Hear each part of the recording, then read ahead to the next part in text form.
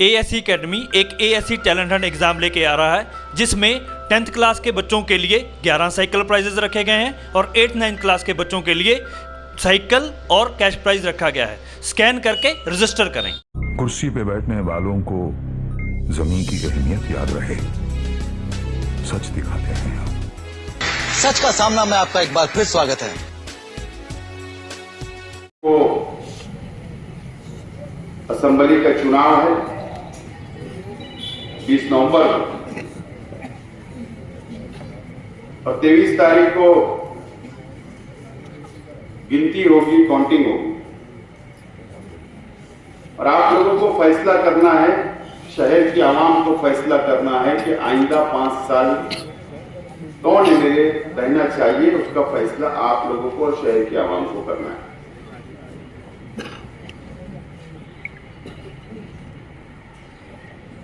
तो 2019 में शहर की आवाम ने आज के एमएलए को मौका दिया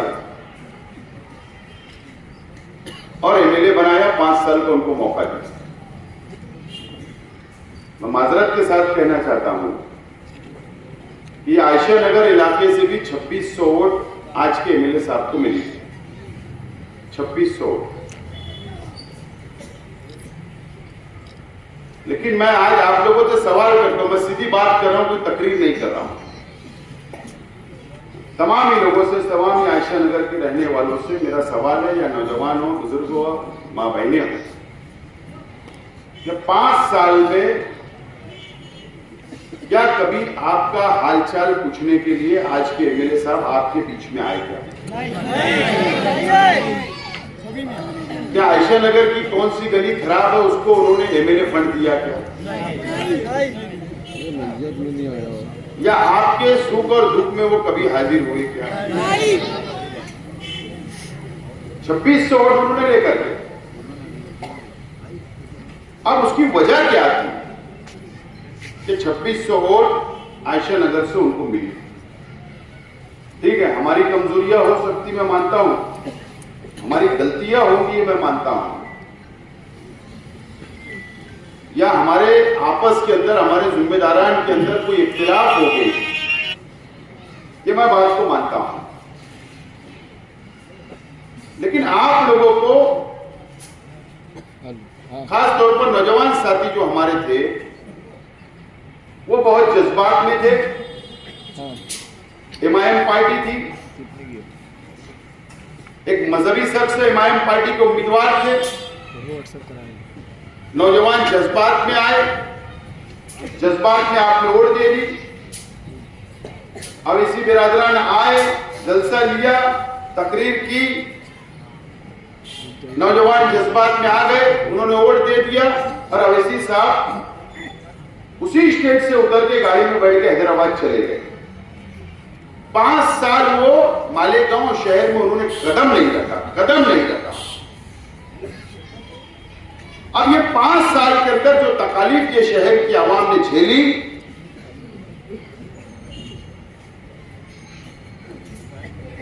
तो क्या वजह रही कि हम उनकी बातों पर अमल किया, उनके जज्बाती तकरीर को सुनकर शहर के नौजवानों ने वोट दे दिया।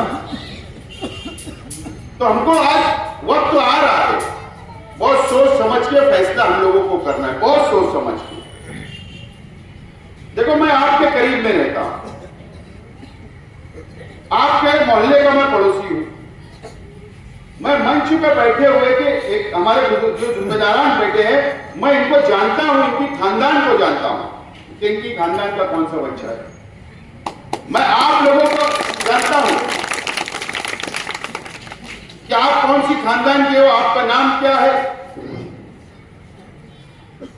मैं आपका पड़ोसी हूं। मेरा दूसरा सवाल यह है कि जिस शख्स को 2600 वोट आपने दी, ईमानदारी से मुझे बोलना, उंगली पे गिने जाने हुए लोगों को आज के एमएलए सिर्फ जानते और पहचानते हैं। आयशा नगर के लोगों को मुझे बताइए, 2600 लोग आप लोगों ने वोट दिया था, क्या आज के एमएलए आपको जानते हैं क्या पहचानते हैं क्या नौजवानों को जानते हैं कि तुम आयशा नगर के लोग हो? उसके बावजूद भी वोट आपने दिया। तो वोट का हक आज मेरा अपना है, मैं पड़ोसी हूं, मैं आपके बीच में से हूं, मेरे वालिद आपके बीच में से थे।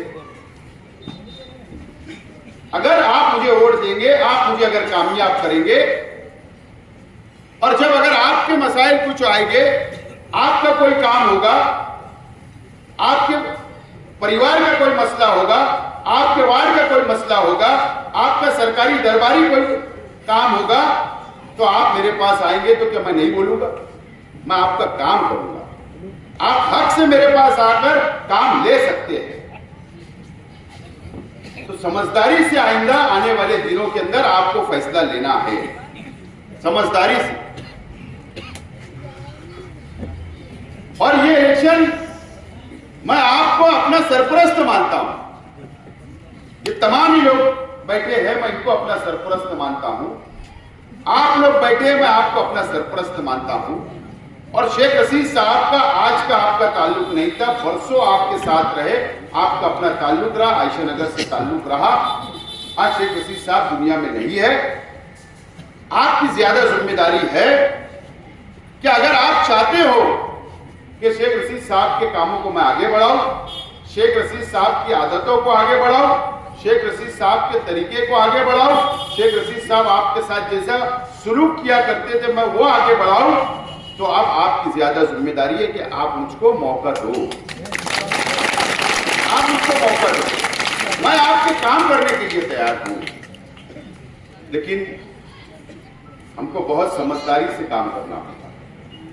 हमको हमारे इख्तिलाफ है, मुझे पता है आयशा नगर के अंदर माफी के साथ बहुत लोगों के एक दूसरे से इख्तिलाफ है, मसलकी इख्तिलाफ है, सियासी इख्तिलाफ है, मेंबरान के अंदर इख्तिलाफ है, सब अपने साथ है, लेकिन इख्तिलाफ है, खानदानों में इख्तिलाफ है।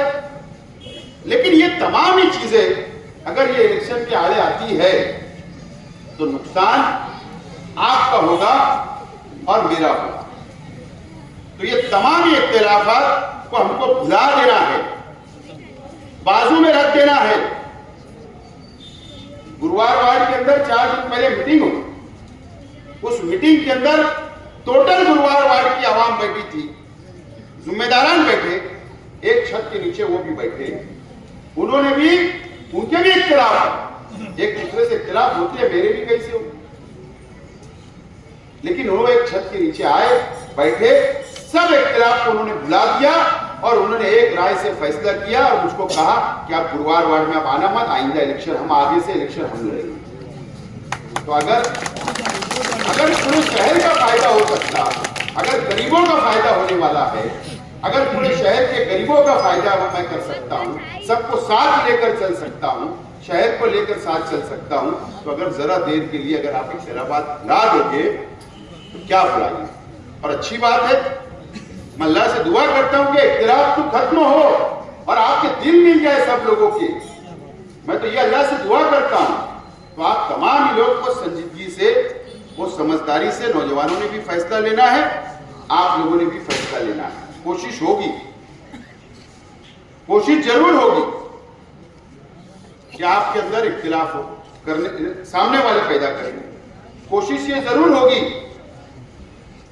कि बाहर के लोग प्रचार करने आए, कोशिश जरूर होगी बाहर के लोग जलसा लेने आए, बाहर के लोग आपकी गली गली के अंदर फैल जाएंगे, कभी ये इसको पकड़ेंगे, इसको बोलेंगे ऐसा नहीं ऐसा करना है, कभी इसको पकड़ेंगे, कभी इसको पकड़ेंगे, अलग अलग, आपको वो नजर नहीं आएगा, आपको वो दिखेगा नहीं।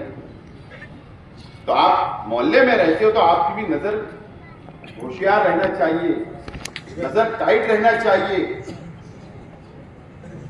कौन आ रहा है बाहर का, वो हमारे अंदर इख्तिलाफ कर रहा है, मोहल्ले को तोड़ने की कोशिश कर रहा है। ये आप लोगों की जिम्मेदारी है कि आज से, अभी से आपको पूरे मोहल्ले के अंदर नजर रखना है और संभालना है पूरे मोहल्ले को।